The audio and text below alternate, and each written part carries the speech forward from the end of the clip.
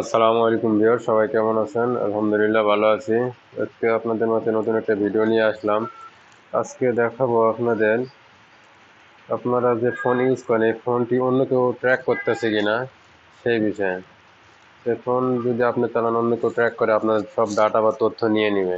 তো আপনারা এটা কিভাবে চেক করবেন, ছোট্ট একটা টিপস অবলম্বন করে আপনারা এটা করতে পারেন। তো সেজন্য আপনাদেরকে আপনাদের ফোনের সেটিংয়ে যাইতে হবে।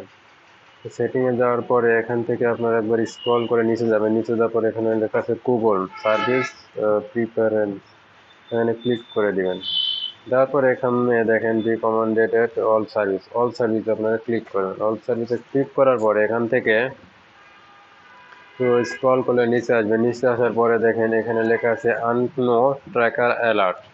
তো এটা ওপেন করার পরে এখানে দেখেন অ্যালাউ অ্যালার্ট। তো এটা আপনাদের অফ থাকবে, এটা আপনারা অন করে দেবেন।